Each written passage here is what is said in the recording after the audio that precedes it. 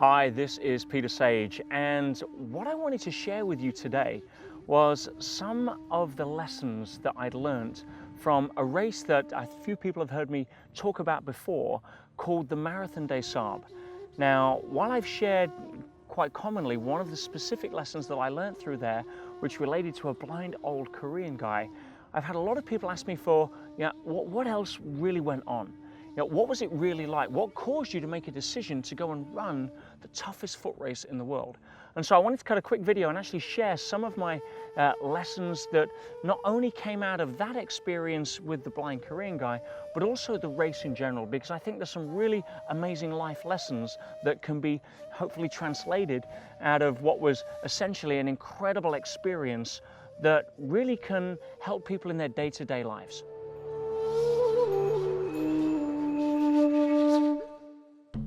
It all began, ironically, on a beach full of sand, not a dune, but a beach, when I was running with a very good friend of mine, Tim Iverson. And Tim was explaining to me that he just signed up for this incredible race called the Marathon des Sables, which is literally translated as the Marathon of the Sands. And I was curious, I asked him about it. He says, well, you know how you've run a marathon, Peter? I says, well, yes, I'd ran London Marathon, I'd ran the Vancouver Marathon. He said, well, this is a marathon across the Sahara Desert. I'm like, wow, now that takes it to another level. But then he said, well, it's not just a marathon, it's actually a marathon a day, back to back for 7 days. Apart from day 4, which is actually a double marathon. Now, for a marathon, for those that don't know, is not actually a race, it's a measure of distance. A full marathon is 26.2 miles or 42 kilometers. A double marathon being 52 miles or 84 kilometers. And that's a huge undertaking. And it was so far out of my comfort zone, so far out of my level of even comprehension. I thought, wow, I was mesmerized. I'm like, you're doing what? And we started talking about it, and the more we spoke about it, the more excited I got for him, and the more a little voice went off in my head saying, wow, this is something you've got to do. It's one of those voices that usually gets you into trouble.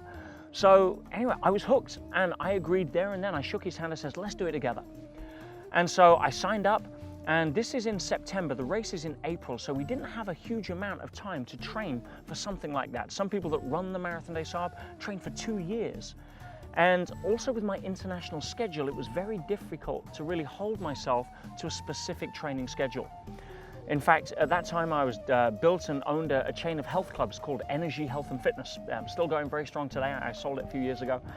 And I would go into my gym and I would get on the treadmill, and to simulate running in the sand, I would wear ankle weights and run on an incline. And then to simulate the heat, I'd wear layers and layers of clothing, and I'd also wear a pack on my back, because part of the rules of the race state that you have to be self-sufficient, which means that all of the equipment you'll need for the race, including all of the food for the entire duration, you have to carry with you. In fact, the only 2 things that are provided, one is water, which is actually rationed to 9 liters a day. Now that may sound a lot, but bearing in mind, you've got to run 26.2 miles. You've got to hydrate in 50 degrees Celsius heat, 130 plus Fahrenheit. You've also got to wash, you've got to hydrate and cook your food. You've got to do all of this water management with just 9 liters a day. And so it's also a bit of a chess game. It's not just about being fit. And also, it's, for example, if you take a sleeping bag with you, obviously you've got to carry your sleeping bag. Do you run with a heavy sleeping bag so that you're actually harder to run in the daytime, but you're warm at night? Because in the desert, it drops to freezing in the evening. Or do you run with a light sleeping bag so it's easier to run in the day, you don't wear yourself out as much, but you lose energy at night because you're not as warm? So it wasn't just about stamina or fitness, it was a complete mind chess game. Anyway, I didn't have a lot of time to train apart from just intermittently in the gym. I was running about 2 marathons a week at the critical point of training, which takes a lot of commitment. But that was essentially 4 half marathons, or 1 every other day. But when I was traveling, I'd even run up and down on the airplane. Or I'd get to the hotel, and if it was raining outside or cold, or for example, in winter in England through the winter, I wouldn't run outside, because if it was icy and I slipped and I twisted an ankle, I'd probably be out for 2 or 3 weeks, which I couldn't afford with the condensed time frame. So, I'd literally run up and down the corridor in the hotel for, an hour or 2 at a time. In other words, there's no excuse so many people come up with excuses as to why they can't do what it is that they ultimately are afraid of.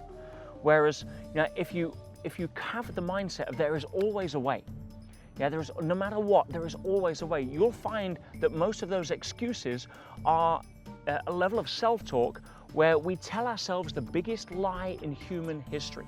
And the biggest lie in human history, my friends, is this. It is, I can't, when the reality is, I can, but I won't. So having that belief that there's always a way, means your brain will start searching. And if that means running up and down the corridors in hotels with strange looks from maids or people that are in other rooms, then so be it. I was more committed to the goal. Anyway, the day comes. I board a plane for Morocco. I take off, I land, and I go to the camp. And we all meet in the hotel sort of the night before, and there's kind of a nervous energy. There's 700 competitors from all over the world, like 20 countries, that have all met up to do this. As I said, some have been training for years.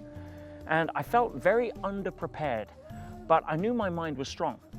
I also knew something else, and that is that most of the battle in an endeavor like this, whether it's running an ultra marathon, or whether it's going and asking the person out on a date that you've been having your eye on for a while, or whether it's having the confidence to take on a new career or a new path. Showing up and taking the first step is always the most important. It's always the hardest. I've taught firewalking around the world for many years. I've probably put 10,000 people across the coals. Now, when you have a firewalk, that's usually a big deal for people that have never done it before, because it's challenging a belief system that they don't feel confident about. Now, firewalking is easy, once you know the strategy on how to do it.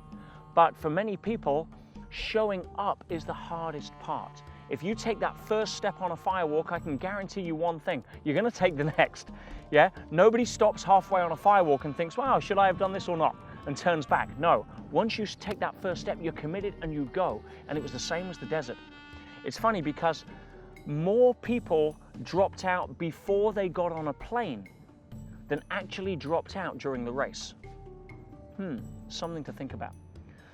So we get bussed out into the desert, and eventually we get taken in jeeps and the back of trucks because the bus can't travel over the dunes, and we get to our first camp. We do medical checks, we have equipment checks, and we sort of bed down for the night before, and there's a lot of anticipation, sort of fear, excitement, and there's a fine line between the two. I also skydive a lot, and I can tell you that the difference between fear and excitement is literally your perspective on how you look at something. Are you doing it because this is something that can stretch you to become more of who you are? Or are you doing this because somebody bet you you couldn't do it and you feel like you'd be an idiot if you don't? Two different reasons. So we all assemble the first morning, and I'd visualized this moment in my mind many times. And the race director, Patrick Bauer, takes a pistol, he gives a speech, and bang, he fires the gun, and 700 participants charge off into the desert for the first marathon. And spirits are high, it's the start of the race. And I get through that day fairly well.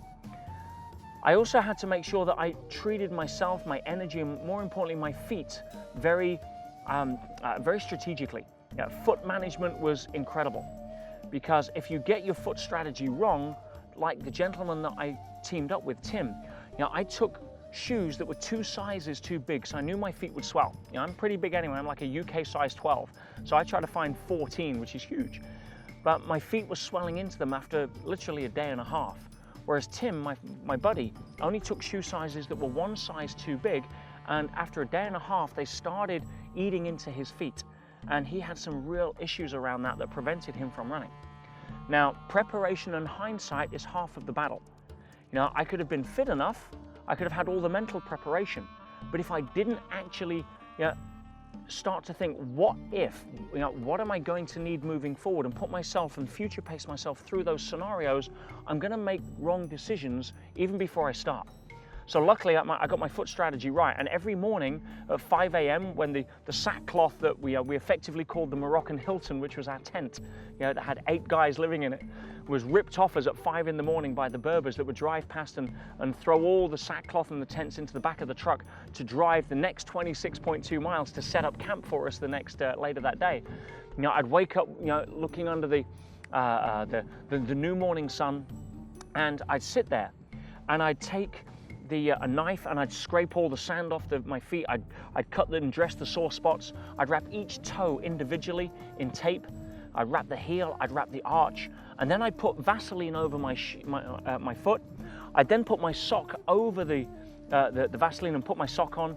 I'd then put more Vaseline over the sock to reduce the friction, and then slide it into my trainer, into my sneaker, and that would stay on until I completed the next marathon. Now that whole routine took about an hour. It's kind of an active meditation, but it hopefully, and it did really help me out on my feet. Now you could see, and if you're squeamish, you may want to look away, because if you don't get your foot management right, this is kind of what can happen. Now, I don't care how fit you are, but when you look at these feet, I'm telling you, you're not running anywhere. And by the end of the race, on the last day, which I'll get to, you could literally hear the blood squelching around in the shoes of some of the people that hadn't got their foot management. They were in absolute agony. Now, day 2 was an interesting day. Day 2 was what we call Dune Day, where they actually have the dunes, the tallest sand dunes in North Africa, some which are literally 100 to 200 meters high. And we ran a marathon over these. In fact, if you look at the picture right now, you'll see that there's myself in the foreground, and in the background on the dune, halfway up, you see a little black dot. That's actually 3 people. And having Dune Day on day 2 was tough because it sucks all the strength out of your legs. The sun would bake a crust on the sand, so if you were running light-footed, then you could probably get 4 or 5 steps, but on the 5th or 6th step, you'd break through the crust and your leg would sink literally up to your mid-calves or knees into the sand and literally drain everything. I mean, there was nothing about this race that if they could have made it easier, they did. It was tough. Even the checkpoints got further and further away at the time where you needed them to be closer. The first checkpoint was probably 6 kilometers. Well, you're still fresh. But the last checkpoint would probably be 11 kilometers distance when you need it sooner. It was just a real mind game. And so, I managed to survive Dune Day. The next day was really, really hot. We started getting temperatures up into the sort of late 40s, early 50s. And as a result of that, it was really all about water management. But again, I managed to survive. I managed to come in. And I remember being really nervous on the day or the night of day 3, because day 4 was the double marathon. And this was a bigger feat than I'd ever attempted in my life. And what was interesting was the night of the 3rd day, when we got back, and bearing in mind we've ran close to about 100, 80 odd miles at this point, 120 kilometers, somewhere around there. And it coincided with the actual day of the London Marathon that was being ran in England that next day. And I remember lying in the tent, talking to the guys that were with me, and I was saying, hey, you know something? Just imagine, there's 30,000 people that have come into London tonight, all to get ready, that have been training for months, if not a year. And they've tapered down their training the last week, they've probably carved up tonight, they're all getting enthusiastic. If they woke up tomorrow morning, how we're going to wake up tomorrow morning, where we've got blisters already on top of blisters, our bodies beat up, we feel drained, they probably wouldn't run. Now, not everybody, but a lot of people could use that as an excuse. If you got up the day to run the marathon, your body's broken down, you've got blisters all over your feet, then that's a really good excuse to go out, to stop right there. But for us, because of the nature of the race that we were in, by contrast, we were just getting up to do it again. And it was a real interesting paradigm shift. How many times in our life have we gone to do something and thought, oh, we're just not ready, when in other context, right, we could absolutely be ready. So anyway, I tried to save water that night by not hydrating my food enough. And I tried to sort of skimp, because again, it's rationed. And I remember getting down to the last of the meal, and it wasn't cooked properly. It was kind of globully, and anyway, I don't care. By this time, I'm burning 10,000 calories a day, and I'm only putting in 2, because that's all I can carry. It's the minimum requirement to carry. So I'm also losing a lot of body mass. In fact, I actually lost, during the course of the race, 16 kilos in total. So ladies, if you're listening to me now and you're looking to go on a diet or losing weight, as some of you get caught up in that game, then go run the Sahara Desert. I can guarantee you'll lose weight. Anybody else listening? It's not a sustainable strategy, but if you want it, I can tell you it's there. So in fact, have a look at the pictures right now. This was me at the start of the race. And I got quite a lot of muscle mass. I've been training quite hard. This was the kind of shape I was in. This picture is me 4 hours after the finish line. Literally 16 kilos lighter. I've lost all my muscle mass, the weight off my face, my neck. I was in pretty poor shape at that point, but it was an effective strategy to lose weight. So I was trying to save water, and at that point I'd have eaten the spoon if I could. I didn't care. I just finished what was in the bottom of the bag. Now, it wasn't a smart move because at 4 o'clock the next morning, I woke up, my body woke me up literally with food poisoning. And I was in a bad shape. I was literally, I had sickness, I had diarrhea, I was weak as a kitten. And I thought, there's no way I can do this. I've got 84 kilometers to run that day, 52 miles. And I can't even lift up my rucksack. I haven't got the strength. I can barely lift up my knife to scrape the sand off my feet. I thought, what am I gonna do? If ever there was a time to practice state management, now was it. I'd been in personal development for many years, so I knew all the tricks. I knew all the positive reframes. I knew that you've got 2 dogs on each shoulder, and one saying, yes, you can do it. Come on, I believe in you. Let's make it happen. And the other dog saying, hey, what's the point? Throw in the towel. You've got nothing else to prove. And, which dog wins? Clearly, the one you feed the most. And so, this dog was running pretty low on food by now, but I still wanted to go and give it a go. So I managed to get up. I got my stuff together. My friend Tim, who was having massive issues with his feet already, picked up my rucksack, so I couldn't have the strength to bend down and grab it. And he put it on my shoulders, and I trudged forward to the start line. By now, there was about 650 people, 50 people had already dropped out. Patrick Bauer raised the gun, bang, and 649 people left, and I stayed. And I couldn't run, but I had to get going. I just knew that I had to give everything I had. Now, as part of the race, there is also a camel, and this camel is ridden at the back, and it walks the entire distance every day. And the rule is, as long as you're ahead of the camel, then you're in the race. If the camel overtakes you, you're out of the race. That's kind of the benchmark. So I knew I had to be faster than the camel. So I set off and I walked. I couldn't run for the first 4 hours. And I tried to get a pace on. I couldn't eat breakfast that morning because of my stomach, so I'd not eaten food really for, until the night before. And I pushed. After 4 hours, I had to pick up the pace. Otherwise, I'd be behind the cutoff times and be disqualified. And I just kept going. I just kept going. And the enormity of the distance was so overwhelming, I had to break it down. And that's like in life. You have goals that you set that are sometimes seeming so impossible from where you are now, that the only focus you have is breaking it down into smaller focuses. Get to the next checkpoint, get to the next bush. And I remember sometimes I was running, I thought, okay, I'll just run to the next bush, which is about 10 minutes away, and then I'll walk again and try and conserve energy. But there's no perception in the desert. There's no benchmarks. So 20 minutes later, I'm still running and I see this bush and it's no further ahead. And I'm like, okay, I'll keep running another 10 minutes. 10 minutes later, I start looking a little harder and I thought, oh, it's not a bush, it's a village. There's no perception. So, I pushed on and I got as far as I could go. And it was about 8 o'clock that night. I'd ran or covered, walked, hobbled, struggled through about 30 miles, about 50 kilometers that day. And I got another 20 miles, another 30 kilometers to run through the night. And the thought of doing that just took me out. I couldn't do it. I sat down and every ounce of dog food on this side of the shoulder had gone. This dog was, pretty cheery. Hey, that's it, nothing to worry about. Fire the flare. That's all it kept saying, fire the damn flare.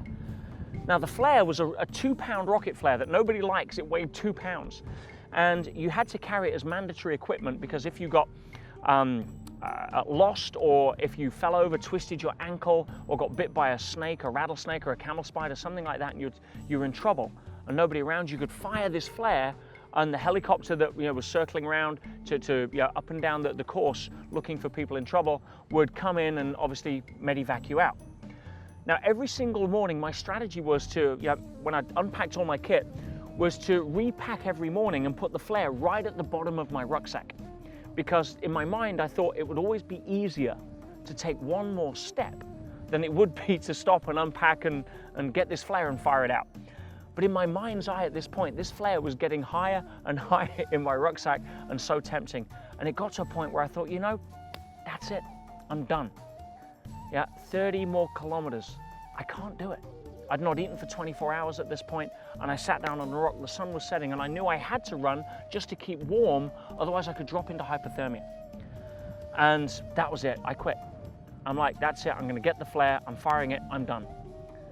It was one of those moments in life where you really start asking yourself questions, why am I here? And you start being honest with the answers, and the answer was staring me in the face. The reason I was here in the first place, yes, I was captivated by Tim's description on the beach, 6 or so months before, but it was all about ego. I was trying to prove to myself that I was good enough. I was trying to prove to the world I was good enough. I was trying to come up with a story to tell people that, hey, look at me, look what I can do. To really avoid the fear of when I looked in the mirror, I never believed I could. And that motivation got me as far as sitting on a rock, crying, saying, that's it, fire the damn flare. Now, it's at moments of vulnerability, moments where you surrender and give up the game, give up the ghost, give up all of the ego, that life tends to throw you a lesson. And I got a huge lesson at that point. Just when I'd let go of everything, I'd surrendered to the fact that my ego wasn't in the game anymore. I heard this noise, this sort of trudging noise, like someone shuffling through the sand. I'd not seen a human being for hours at this point. And of course my first thought was, is it the camel? I look over my shoulder, is it the camel? Stay ahead of the camel. But at that point I thought, no, what is it? And I looked up and I saw this incredible sight. It was this old blind Korean guy. And his head was down and he was trudging through the sand in silence. And I knew he was blind because he was tied at the wrist to another guy who's his guide. And I watched them literally just go by. And the guide looked over and sort of gave a nod, and I kind of gave a nod, and he walked past. And I remember sitting there having this conversation with myself, like, wow, what just happened? What possesses somebody who is clearly not an athlete, is actually a pensioner in his 60s, who can't even see where to place his feet, can't even be inspired by the scenery of the desert, which was majestic at times? What possesses someone like that to go and run the toughest foot race in the world? I mean, wow. If I could find out the answer to that question, maybe I could learn something. Maybe all of this would be worth it. And so I did. I got up and I had to catch him. He wouldn't stop, And so I had to get up and get off my ass and actually go chase after him. And when I caught up and I actually asked him the questions, he didn't speak English, but his guide did. And I learned through the interpretation through his guide that not only was he running this race this year, but every single year he ran this race to raise money for a hospice that had looked after his dying brother when his brother had cancer. And I was like, goosebumps now. I was like, whoa, you've got to be kidding me. If another human being is more empowered with less resources than I've got physically to do something more for somebody else than I'm willing to do for myself, wow. Where do you sit with that one, Pete? Where do you look in the mirror next time your ego wants to play and get off on, charging off on some crusade to try and say that you're good enough? When all I ever had to do was take the focus off myself and pick a bigger reason. Something that wasn't me. I work out with a lot of people that get stressed. Oh, I'm stressed. Antidepressants sell more than virtually any other drug right now, pharmaceutical. And every single time I've seen somebody who's stressed, it's because they're too focused on themselves, as I was sitting on that rock crying. And he inspired me. He inspired me to get going, to dig deeper, find a better reason, a wellspring of inspiration, not motivation. Motivation is temporary. It only lasts a certain amount of time. If you want inspiration, that comes from a deeper place. A mother isn't motivated to look after her child. She's inspired to do it because it comes from a deeper place. You may be motivated to get your qualifications to go and get a good job because your parents have told you that's what you should do, or your peer group has said, oh, go to university. But if you're not inspired to do it, you've got to struggle through that. Inspiration comes from a different place, and it's usually taking the focus off what you can get and focus on what gift you can give. And he inspired me to run and finish the race that day. Next day, I got up, and the hottest day of the entire race, it hit 52 Celsius, 135 degrees. And not only that, it was a ferocious sandstorm. You know, I'm running, battling 30, 40 mile an hour winds, hitting me in the face, firing sand like a shot blaster, stripping paint off a wall. And you know, if it was motivation at that point, I wouldn't have done it. But he inspired me. It's like, wow, you know, what could I do? Hopefully one day I may be able to share this story with others and maybe inspire them. Not to go run a crazy race across the desert. Maybe it's to run your first 5K. Maybe it's to get out of bed half an hour earlier and focus on designing a life that you deserve rather than one you're settling for. I don't know what that may be. But I remember that day, it was about 4 o'clock in the afternoon. I got 6 more miles to go, and it was so hot. I remember taking a sip of water. I had a camel pack where I'd empty the bottles of water into my camel pack, and I took a sip, and the unthinkable happened. It was dry. I got another 10 kilometers to run, another 6 miles to go to the end, out in temperatures of 135, and I ran out of water, cardinal sin. I mean, what I should be doing if I was managing my water correctly is sipping every 120 seconds, every 2 minutes, just drip feeding the body. Now, the water's actually hot. It does nothing to cool you down because it's on your back in 50-degree sun. You go put some water 50 degrees in an oven for a couple of hours and try drinking it. But it was required to replenish fluids. But there was nothing there, and I had another 6 miles to run. And I'm like, what do I do? Do I hang back and slow down, but risk being out in the desert for another hour, or 2? Or do I pick up the pace and try to get back to the camp at the end of the day to get my water ration, but really stretch myself? Well, at that time, there was only one decision, and I went for it. I'm like, boom. I dug in, and I went. And I remember crossing the finish line that day, and I was so disorientated. My body temperature, my core temperature had risen dangerously high, and I staggered back to my tent. And I had the water. I couldn't even hold it. I dropped it on the floor, and the guys looked at me. A couple of guys that got back before me, as they usually had, and they said, "Are you okay?" I couldn't even talk properly. They said, "You need a drip. Go get a drip. Go to medical and go get fluid inside you right away." So I tried to get up, and one of the guys says, "Yeah, don't worry. It's only an hour's penalty." And I stopped, and I thought, I just ran that marathon faster than the last London marathon I'd actually ran. And this crazy thought went off in my head. If I was going to have an hour's penalty, I'd rather have it at the last checkpoint and enjoy it. And I sat there, and I undid the cap, and I started sipping, and I sipped for about 20 minutes to get the fluid in. Eventually my core temperature came down, and I didn't actually take the drip. I essentially just tried to think of cooling thoughts. If ever a time somebody said chill out, now is the time to literally do it. But I cooled my body temperature down. If you have 2 drips, you're out of the race, but you can have 1 and just take an hour's penalty. I thought, no, let's do it.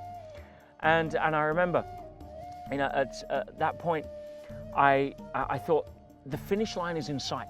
1 more day to go, and the last day isn't a marathon. It's still longer than a half marathon, but it's kind of a victory leg. And I got up the next morning. There was a sense of excitement. I was still in the game. And I remember that day, I thought, nothing is going to stop me now from crossing this finish line. I think it was something like 30 kilometers that day, 28 kilometers, something like that, and boom, we went off. Now again, it was super hot, and I remember stopping after about 10 kilometers. I was unpacking my kit, and I was tipping some water in my camel pack, and on the back of my rucksack there was some bungees, like elastic with the hooks on, and the metal was so hot it became pliable. I unhooked my bungee, and the metal kind of opened up, and the elastic pulled it back, and it sliced through my fingers.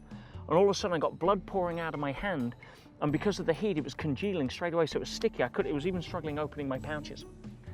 And so I remember a guy stopped, a good Samaritan, one of the competitors, and he stopped and he poured some water over it and bandaged my finger up, and we had a good chat, and we ran together for the next 5 miles, and it really reminded me that 1 + 1 really is 11. You can draw so much inspiration from other people. If you run the London Marathon, New York or Boston or something like that, there's 30,000 people lining the streets cheering you on. You can draw a lot of inspiration from that. But out in the desert, there was moments of complete nothingness, vast wilderness of nothing. That's where you have to draw on reserves that have to be deeper than motivation. Your why is everything. Now, just before the end, we came to a village, and this was about 3-4 miles from the end, and it was a scene that I'd visualized, because I know that the last part of the race actually came back into civilization. We'd hardly seen people for, close to a week at this point. And I remember stories of other people that had ran the race before saying that, that there's children and kids that come out and greet you, and if you can, take a few sweets or something to save throughout the race and give to the kids, because they've got nothing.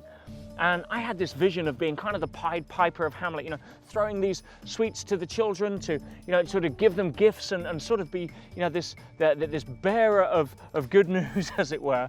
And I'll never forget, you get certain types of pictures in your mind.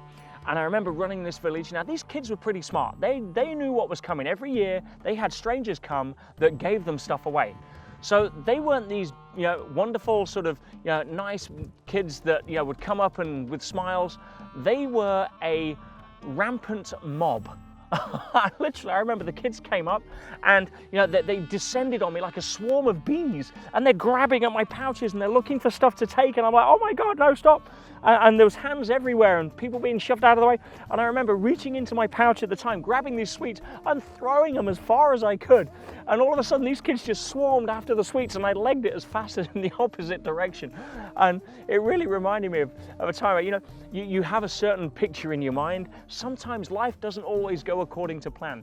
This delusions of grandeur I had as the Pied Piper was certainly not the reality.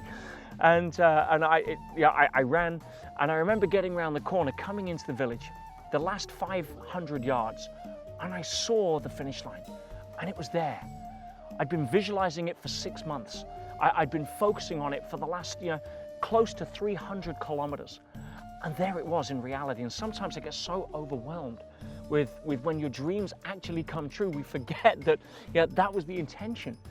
We did it, we made it. And I sprinted in the last 500 yards and crossed the finish line in a whole emotional state of joy, tears, happiness, surrender, so many emotions that were coming out.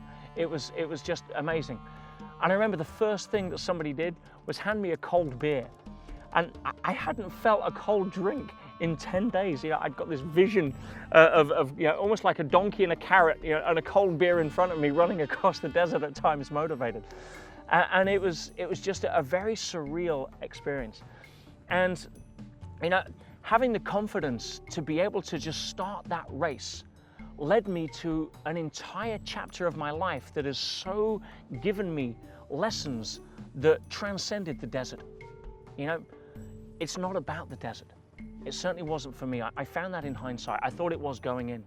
But just having the confidence to start something that seems so overwhelming to begin with, so far out of your comfort zone, so far out of reach, it all began with a decision and the first step. And whatever your goal is, whatever your dream is, whatever your hope, your aspiration, your vision that you can have for your life, and everybody can have a vision for their life, because if you don't, by default, you're going to get somebody else's vision for you. I've said for many years, if you don't write down your goals, you'll probably end up working for somebody who has. This is your life, my friends, your vision. And all it takes is the confidence to step up and make that first decision to say nobody but nobody has the right to tell me I can't do it, and go swing the bat. And if you get on the 10th step, the 50th step, the 100th step, to the end, it doesn't matter. It's taking that first step, because without that, I promise you, nothing will happen. And when you really start to realize that the most important asset that you have is what you have inside, not what you have outside, not your personal trainer or your training strategy, not your fancy goal-setting software, but what you have inside, you can accomplish anything. We didn't have anything real fancy going into the desert, but courage and confidence. We left with medals. Go live your dreams, my friends. God bless.